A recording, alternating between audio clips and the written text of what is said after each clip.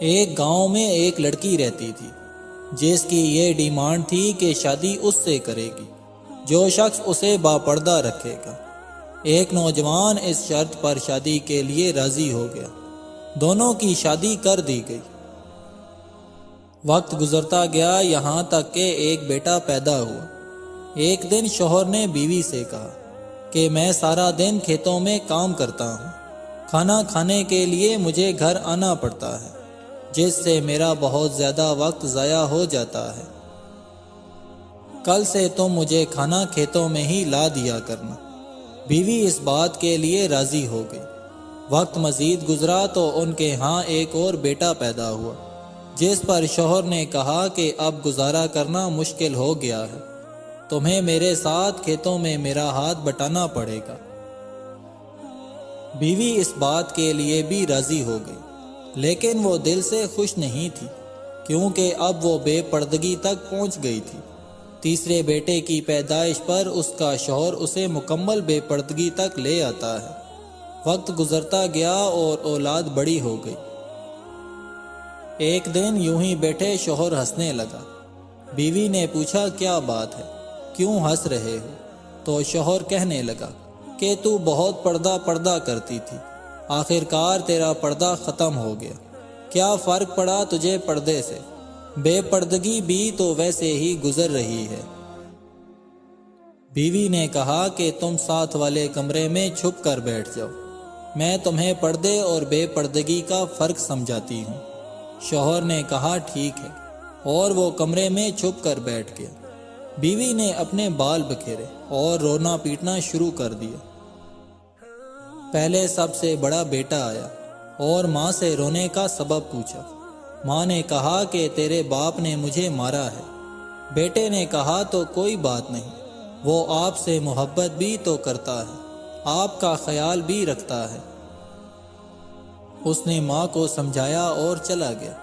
بیوی پھر سے رونے کی ایکٹنگ کرنے لگی اور دوسرے بیٹے کے آنے پر اسے بتانے لگی کہ تیرے باپ نے مجھے مارا ہے۔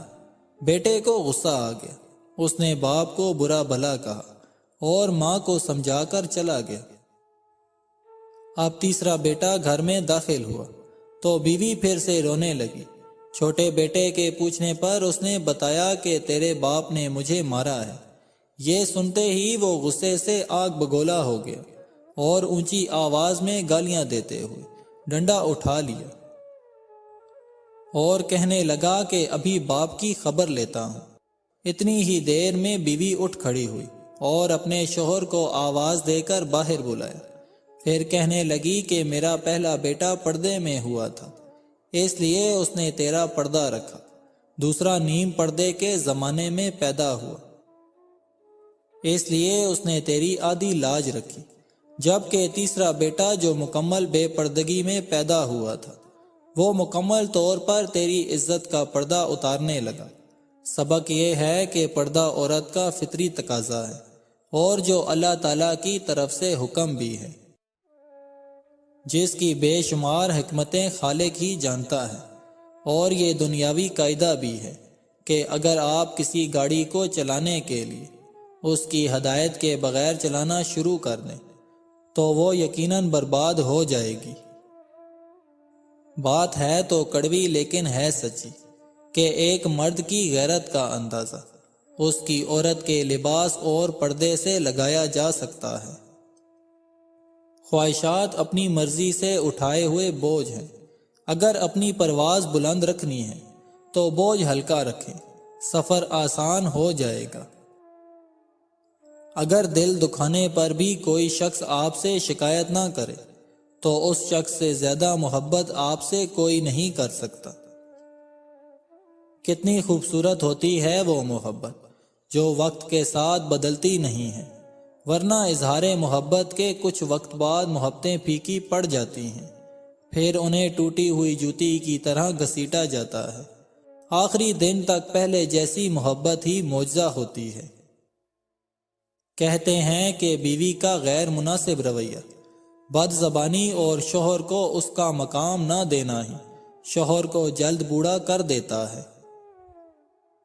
کوئی مکمل کسی دوسرے جیسا نہیں بن سکتا، اور بدلنا ضروری بھی نہیں ہے۔ ایک دوسرے کو سمجھنا ضروری ہے، ایک دوسرے کا احترام ضروری ہے، محبت ضروری ہے، اور سب سے بڑھ کر اعتماد ضروری ہے۔